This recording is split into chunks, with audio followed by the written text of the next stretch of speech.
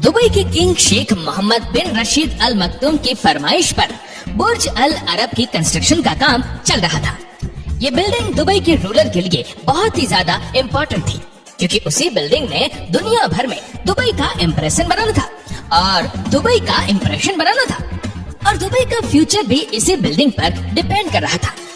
1053 feet ऊंचा दुनिया का सबसे ऊंचा होटल बनाने के लिए शेख मोहम्मद बिन रशीद ने दुबई के सारे खजाने भी खोल दिए थे। उनको पैसों की परवाह नहीं थी, लेकिन जो चीज उनको चाहिए थी उसको हर कीमत पर कंप्लीट करना बहुत ही ज्यादा जरूरी था। मसला ये नहीं था कि दुनिया का सबसे ऊंचा होटल बनाना है, बल्कि मसला था कि दुनिया का सबसे ऊंचा होटल पानी पर बनाना था। जी हाँ, कंस्ट्रक्शन टीम ने दिन रात एक करके इतनी मेहनत की जिसका अंदाजा आप लगा नहीं सकते। दुबई में फक्र से खड़ी यह बिल्डिंग, जिसको हम बुर्ज अल अरब के नाम से जानते हैं, ये building dream palace of Dubai के नाम से भी पहचानी जाती है। फ्रांस के एफिल टावर से भी ऊंचा 321 मीटर लंबा ये दुनिया का सबसे ऊंचा होटल है, जिस पर $1 बिलियन यानी 7,500 करोड़ रुपयों का खर्चा हुआ था। लेकिन दुबई के रूलर के लिए बुर्ज अल अरब बनाने का फैसला काफी ज्यादा मुश्किल था। जी हाँ, 1950 में दुबई मछेरों का गढ़ हुआ करता था, लेकिन जब 1960 में दुबई से ऑयल निकलना शुरू हुआ और दुबई के हालात कुछ बेहतर होने लगे, जहाँ उनको ऑयल निकलने की खुशी मिली, वहीं उनको एक बुरी खबर भी सुनाई गई। जियोलॉजिस्ट ने बताया कि दुबई से निकलने वाला तेल सिर्फ 2016 तक ही चल सकेगा, यानी दुबई के पास सिर्फ 2016 तक का टाइम था, जिसके पहले इस प्रोजेक्ट को खत्म करना था। लेकिन ये सब इतना आसान होने वाला नहीं था। एक तो समंदर में ही 7 स्टार लग्जरी होटल बनाना था, और वह भी दुबई की कड़कती गर्मी में। इस प्रोजेक्ट में जो भी इंजीनियरिंग टीम हाथ डालेगी, ये बात तो तय थी कि उनको अपनी लिमिट क्रॉस करनी पड़ेगी, और बिल्कुल ऐसा ही हुआ जैसा सोचा गया था। इंजीनियरिंग टीम को बुर्ज अल अरब की कंस्ट्रक्शन में ऐसे चैलेंज फेस करने पड़े जो उन्होंने इंजीनियरिंग की हिस्ट्री में कभी नहीं देखे थे। चैलेंज नंबर 1, सबसे पहला चैलेंज था शेख को इम्प्रेस करने का।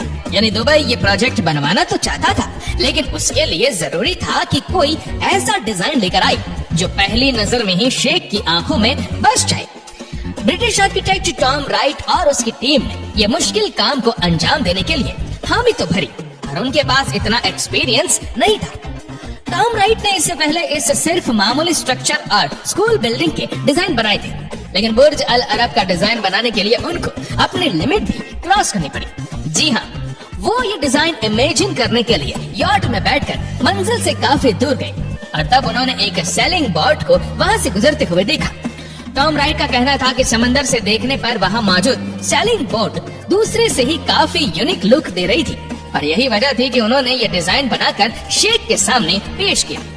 दुबई के रूलर ने जब ये डिजाइन देखा तो वह बहुत इम्प्रेस हुए और उसको फौरन अप्रूव कर दिया।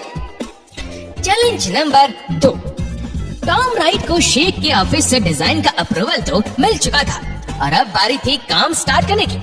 लेकिन यही एक और मसले ने उनका रास्ता रोक लिया, क्योंकि डिजाइन के हिसाब से इस आलिशान सीलिंग बोर्ड डिजाइन को पानी के ऊपर होना था, जिसके लिए एक आइलैंड की जरूरत थी, और वह आइलैंड वहाँ मौजूद नहीं था। कंस्ट्रक्शन टीम अच्छी तरह जानती थी कि नया आइलैंड बनाने में कॉस्ट भी बढ़ेगी और बुर्ज अल अरब को समंदरी तूफान से खतरा भी होगा। लेकिन इससे भी बड़ा मसला ये था कि इनको 1050 फीट ऊंचा स्ट्रक्चर एक ऐसे आइलैंड पर बनाना था जिसको आज से पहले किसी ने बनाने की कोशिश भी नहीं की थी। 1995 की स्टार्टिंग में आइलैंड बनाने का काम स्टार्ट कर दिया गया। प्रोजेक्ट आर्किटेक्ट साइमन क्रेश इस प्रोजेक्ट को लीड कर रहे थे, और उन्होंने समंदर से 1300 फीट दूर पानी के नीचे पत्थर डलवाना शुरू कर दिया।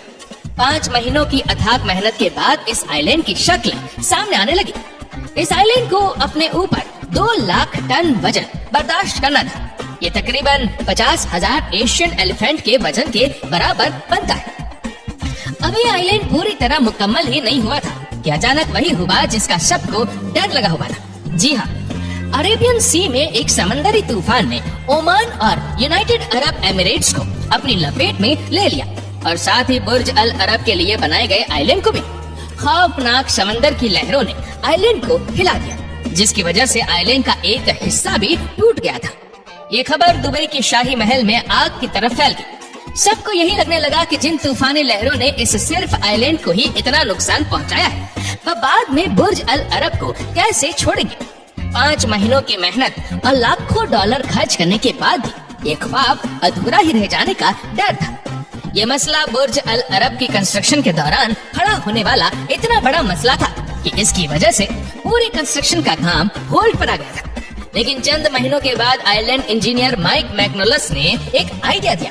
माइक का मानना था कि समंदर की लहरों को किसी भी सूरत रोक नहीं सकते, लेकिन उनका जोर हम जरूर कम कर सकते हैं। माइक ने ऐसे हॉलो कंक्रीट स्लैब्स तैयार किए जो आइलैंड की दीवारों पर लगाए जाएंगे। जैसे ही लहरों का पानी इन हॉलो स्लैब्स में घुसेगा तो वो आइलैंड के पत्थरों से टकराने के बजाय हॉलो स्लैब्स में ही गोल घूम जाएगा।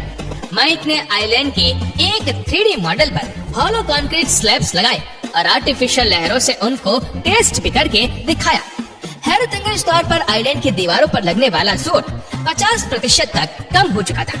ये खबर मिलते ही कंस्ट्रक्शन टीम में एक बार फिर से जान आ गई। Challenge number 3।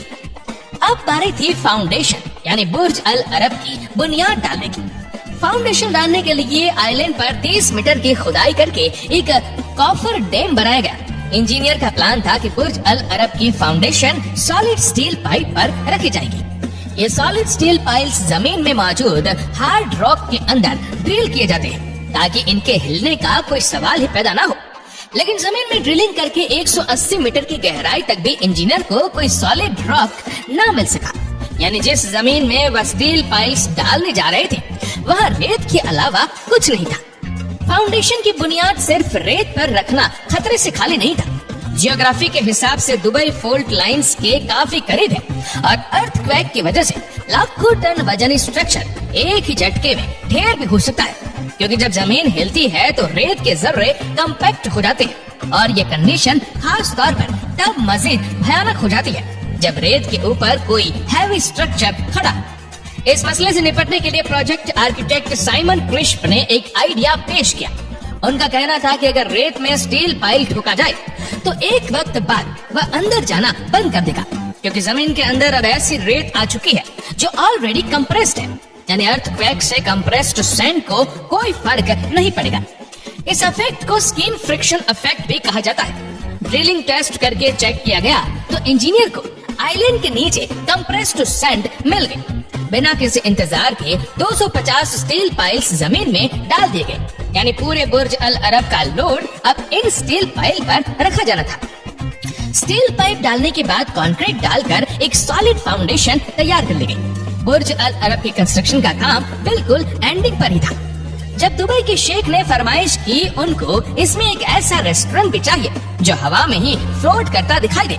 ये फरमाइश इंजीनियर के गले आ गई, क्योंकि फ्लोटिंग रेस्टोरेंट बनाने के लिए पहले से ही सपोर्ट बनाना जरूरी था। शेख तो फरमाइश करके चले गए। अब ना ही आर्किटेक्ट को मना करने की हिम्मत थी और ना ही उनके पास कोई सोल्यूशन था। आगे जो हुआ वह आप जान सके वीडियो के पार्ट नंबर 2 में। उम्मीद है कि इस वीडियो को भी आप भरपूर लाइक और शेयर करेंगे। आप लोगों के कमेंट पढ़कर बहुत ही खुशी होती है। मिलते हैं वीडियो के पार्ट नंबर 2 में। वीडियो को अंत तक देखने के लिए हमारा आपको दिल से बहुत बहुत धन्यवाद।